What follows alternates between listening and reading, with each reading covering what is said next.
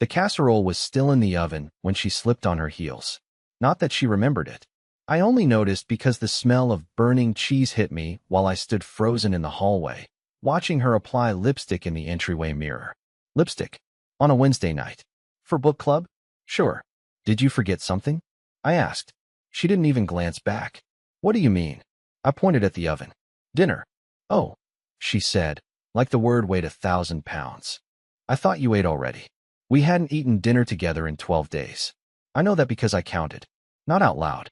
Quietly, in my head, like some sad little ritual each night as I sat alone at the table, pretending her silence wasn't louder than words. But this night was different. Because this time, she didn't fake a reason. She didn't say she was heading to the store or checking on her sister's baby. She just grabbed her keys like I was some roommate she barely tolerated and walked toward the front door like she had nothing to lose. That's when I said it. Go ahead, I told her, my voice shaking harder than my hands. But the second you walk out that door, our marriage is over. Don't even think about coming back. She froze mid-step, just for a second. Then slowly, she turned around.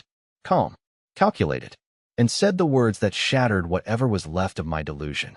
You're not the one I'm coming back to. And just like that, she opened the door. But here's what she didn't see. While she was busy playing games, I'd already started mine. And I wasn't bluffing. The door shut behind her with a click that felt louder than any scream. Not a slam, just final, like the sound of a sentence ending. I didn't move for a while. I stared at the door like maybe it would open back up and she'd say, I didn't mean that. I'm sorry. I got lost. But it didn't. She was gone. And she wasn't looking over her shoulder. That line she threw at me, you're not the one I'm coming back to. It wasn't just cruel. It was calculated. She wanted to leave a wound, not just an exit. But the thing is, I wasn't completely unprepared. See, 3 days before this moment, I got a text from an unknown number at 2:14 in the morning. It just said, you don't deserve this. Check room 618 at the Addison Suites. No punctuation, no context, just that. I thought it was spam, honestly, but something about it felt real, like someone was trying to quietly save my life. So I went. I drove to the Addison Suites in a hoodie and sweatpants like some washed-up detective from a bad TV show. I didn't even know what I was looking for. Maybe nothing. Maybe everything. Room 618 was at the far end of the hallway. I remember because I passed the ice machine and thought about how my wife once said hotel ice tasted cleaner than ours. Dumb detail. But that's what I was thinking. And when I knocked, I didn't expect anyone to answer. But the door cracked open, and there he was. Some guy? Younger than me. Shirtless. Smirking. Mallory's in the shower. He said like we were friends, like I was expected. She told me you'd come eventually. I didn't say a word. I didn't push the door. I didn't swing. I just stood there like my brain had short-circuited. And then, I walked away. Not because I was weak, but because I knew right then I was going to end this on my terms. So yeah, by the time she strutted toward the door that night, I had already spoken to a lawyer. I had already removed my name from the joint accounts. I had already rented a storage unit and begun boxing up my life, piece by piece, when she left the house for her errands. And, maybe worst of all, I had already written the letter. The one I left on her pillow. The one she'd find when she came back, expecting to see a broken version of me waiting to beg her to stay. It was short. Just 7 words. You made your choice. So did I. Let her stare at that for a while. She came back at 4:37 in the morning. I know the exact time because I was sitting on the floor of the empty guest room, staring at my phone, waiting for a message that never came. When the lock turned, my heart jumped like an idiot's, even though I told myself I was done hoping. She walked in quietly at first, like a kid sneaking past a sleeping parent. I heard her heels in her hand, the soft thud of her purse hitting the counter, the familiar sigh she always made when she thought she was alone. For a second, I almost stepped out and said something. Anything. I almost ruined everything by being the same weak version of myself she'd learned to walk all over. Then I heard her say my name. Not loud, not angry, just confused. She turned on the hallway light and froze. I could see it from where I was sitting. The pause, the silence stretching too long.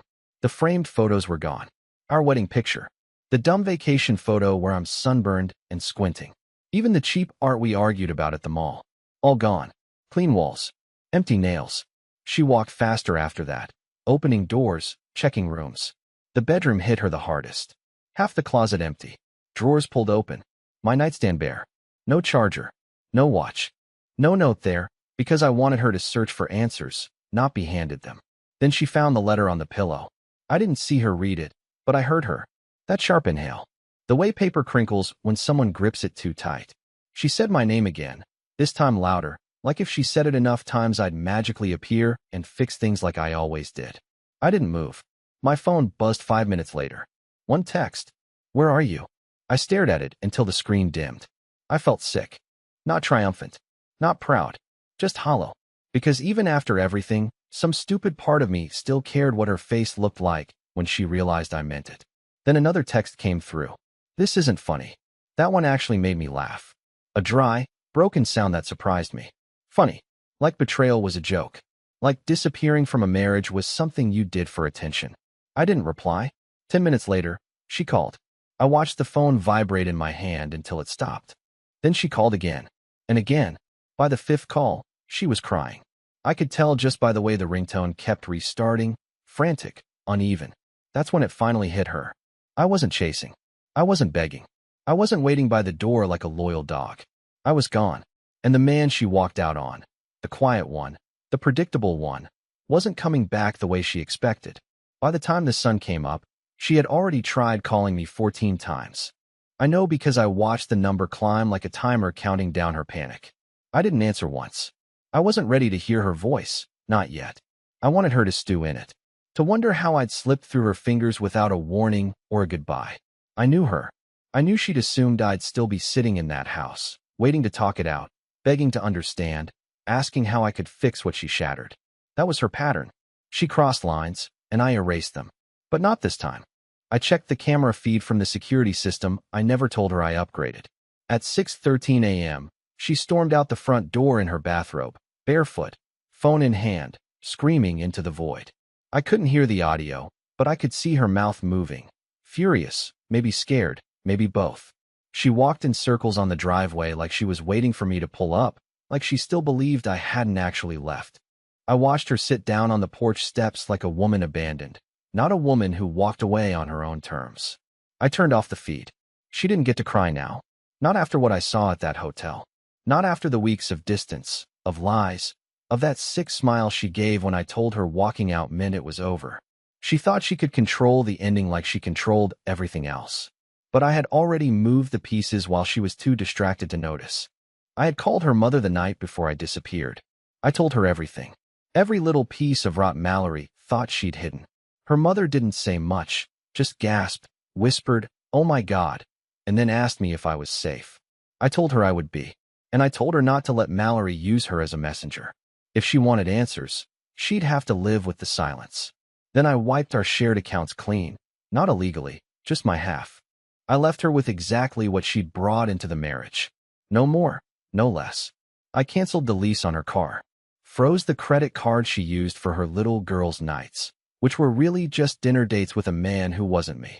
I even returned the new necklace she'd bought herself 2 weeks earlier.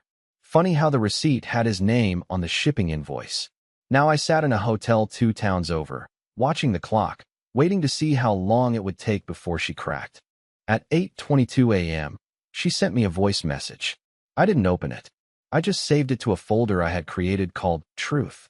Maybe one day I'd listen to all of them. Maybe not. And then silence. No calls. No texts. Just like that. The same silence she'd weaponized against me for months suddenly became the only thing left between us. But the best part? She still had no idea what else I'd uncovered, what I was planning next, and who had helped me do it. It all started with a USB drive. A tiny, silver one with a cracked plastic cap and a little sticker on it that said Q3 Proposals. I found it by accident in the center console of her car, wedged between an old receipt and an empty lip gloss tube. She used to be careful. Too careful. But somewhere along the way, maybe she got lazy, or maybe she just didn't believe I'd ever look closely enough to find it. But I did. I plugged it into my laptop at the hotel that same night, half expecting to see spreadsheets or work files. But no. What I opened was a folder called Binton, and inside were dozens of photos and videos. Private ones. Some blurred, some way too clear. All of them time-stamped. Most taken in hotel rooms, a few in the back seat of a car, and one that made my stomach twist, in our living room. Our couch. The one she swore up and down she never liked sitting on anymore. I guess it just depended on who she was sitting with. There was one video in particular I couldn't stop watching, not because I wanted to, but because of what it revealed. She was laughing, holding a glass of wine, curled up beside him. And in the background, on the TV, was the pause screen of a movie we'd started watching together weeks earlier. She'd told me she didn't like it. Too slow, she'd said. Apparently, it played just fine when he was there. I didn't throw the laptop. I didn't scream or cry. I just sat there and stared, feeling something inside me snap, so cleanly it was almost peaceful. I realized then this wasn't about a single betrayal. It was layered, methodical, like she had rehearsed how to live two lives and only now was being exposed for the performance. But what made it worse, so much worse, was that someone had helped her. In one of the photos, taken from the passenger seat of her car, I noticed something strange in the rearview mirror, a face. Blurry, but familiar. It wasn't Benton, the guy from the hotel. It was her coworker, Grace. The same Grace who used to text me memes. Who brought cupcakes to our housewarming party. Who once hugged me and said, "Mallory's lucky to have you." Turns out Grace had been more than just a friend. She was the cover, the alibi. Every night Mallory claimed she was with Grace. She technically wasn't lying. Grace was there. Just long enough to watch the lie come to life. And apparently, to document it. But that USB? That wasn't Mallory's backup plan. It wasn't labeled or hidden carefully. It felt out of place. Almost planted. And that's when it hit me. Someone wanted me to find it. Someone inside her circle was done playing along. And I had a pretty good guess who it was. I waited 3 full days before confronting the person I believed had planted the USB drive. Not because I wasn't sure, it was obvious once I connected the dots, but because I wanted to see how far Mallory would spiral first. I wanted to know how long she could live with the silence, with my sudden disappearance, with everything unraveling around her while pretending nothing was her fault. She didn't disappoint. On the first day, she messaged my sister, asking if she'd heard from me. Claimed I stormed out, after a minor disagreement, and left no note. Classic Mallory. Rewrite the narrative. Paint herself as the confused and concerned wife. On the second day, she emailed my boss pretending to be worried about my mental health. My boss forwarded it to me with a single line, "You good?" I told him I was better than I'd ever been. By the third day, she showed up at my sister's house with a bag of my things and a face full of fake tears. My sister didn't even let her inside. She handed her the box of my stuff. Yes, she'd packed one, and shut the door without saying a word. Mallory was cracking, and I didn't even have to lift a finger. But while she was busy trying to find me, I was already parked outside Grace's apartment, waiting. I didn't call ahead. I didn't send a message. I wanted to see her reaction when she opened the door and found me standing there with the USB drive in my hand. She looked surprised, but not panicked. That told me everything. "Can I come in?" I asked, my voice lower than usual. She stepped aside silently. No questions. No fake pleasantries. We sat in her living room without a word for a long minute before she finally spoke. "You found it. You wanted me to," I said. Grace looked down at her hands. She was picking at her nail polish, something Mallory used to do when she was lying. "I couldn't take it anymore," she said. "The lies. The way she talks about you like you're disposable. It made me sick." I didn't respond. I just stared at her until she kept going. "She used me as her cover for months. Told me to text you if you ever got suspicious. I thought it was just a fling at first, but when she started bringing that guy around, Benton, I realized she was never going to stop. You were just," background to her, "a placeholder." "Why now?" I finally asked. "Why the drive?" She hesitated. "Because she told Benton you were spineless. That you'd never leave. That she could come back whenever she wanted and you'd still be waiting." I clenched my jaw so hard it hurt. "I didn't do it for you," she added. "I did it because I hated who I became helping her lie to you." I nodded. That was fair. I wasn't looking for heroes. I was just glad someone had finally peeled back the mask Mallory wore so perfectly. Before I left, Grace handed me a piece of paper with an address scribbled on it. "She'll be there tonight," she said. She told Benton it was their real anniversary. Whatever that means. I stared at the address for a long time after I got back to the car. Part of me wanted to drive straight there and blow everything up. Confront them. Shame them. burn the whole illusion down in front of their smug little faces. But then I remembered something far more satisfying. She still thought I'd be home when she came crawling back. And now, I had the perfect way to welcome her. I arrived at the address Grace had given me just before 9 p.m. It was a small house tucked behind a row of old trees, the kind of place you wouldn't notice unless you were looking for it. Warm lights flickered inside. A car I didn't recognize was parked in the driveway, definitely not Mallory's, and definitely not mine. I stayed across the street, engine off, lights out. I didn't need to go in. I wasn't there for a confrontation. I just needed to see it with my own eyes. At exactly 9:13, the front door opened. Mallory stepped out, holding a wine glass, barefoot, laughing. She leaned into the doorway, whispered something to whoever was inside, then kissed him. It was Benton. I couldn't see him fully, just his silhouette, but it was enough. His hand on her waist. Her face tilted up like she'd done this 1,000 times. I didn't take pictures. I didn't need proof anymore. The proof had already buried whatever was left of our marriage. I watched for another 5 minutes, just long enough to burn it into memory, then drove off without her ever knowing I was there. When I got back to the hotel, I opened my laptop and uploaded everything from the USB into a secure drive. Every image, every video, every text thread. I didn't plan to release it publicly. I'm not that guy, but I wanted it documented. Organized. Ready. I sent a copy to my lawyer with a short note. Use only if she tries to lie in court. Then, I sent one final text to Mallory. Short. Deliberate. It said, I saw you tonight. Don't bother coming home. You'll find out soon enough what else I've seen. I knew she wouldn't reply right away. She'd need time to process the panic. She'd call Grace. She'd assume it was her. She'd scream, cry, maybe even drive to the house looking for me again. But it didn't matter. The trap was already set. Earlier that day, I'd changed the locks. I'd canceled her access to our utilities and removed her name from the storage unit, where she'd unknowingly packed half my things while I pretended to clear my head. I'd withdrawn my portion of our savings, froze the credit line, and redirected all my mail to a private mailbox 2 counties over. But the most important thing? I filed for divorce that morning, with all the evidence attached. Time-stamped. Witnessed. Irrefutable. And I requested everything she never thought I would. The house, the dog, the savings. Not because I wanted to punish her, though I won't lie, that part felt good, but because I needed her to finally see what it looked like when the man she thought was too weak to leave actually left. At 11:02 p.m., she finally replied. What did you do? I didn't answer. I just sat back, stared at the blinking cursor on my phone, and waited for her to understand the one thing she never expected. She lost me. For real. I didn't respond to her message. Not that night. Not the next morning. Not ever. I let her words sit in that little blue bubble, unanswered, just like all the times she left my own questions floating in silence.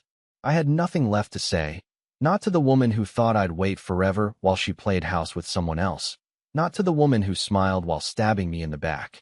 Over the next week, the silence between us became official. My attorney served her the divorce papers in person, at her job, while she was in the middle of some fake smile marketing meeting. From what I heard, she tried to hold it together, tried to joke about it in front of her coworkers. But the moment she got to her car, she broke down. She called me 16 times that day. I didn't answer a single one. Instead, I moved forward. I moved out of the hotel and into a modest place not far from where I grew up. Quiet, a little beat up around the edges, but mine. I started sleeping again. I mean really sleeping. No more 3 a.m. pacing. No more staring at the ceiling wondering who she was with. No more sick feelings in my gut every time her phone lit up. And the strangest thing? I wasn't angry anymore. I was free. A few weeks after everything was finalized, I bumped into someone unexpected. Her name was Dana. We'd gone to the same high school, worked at the same grocery store years ago.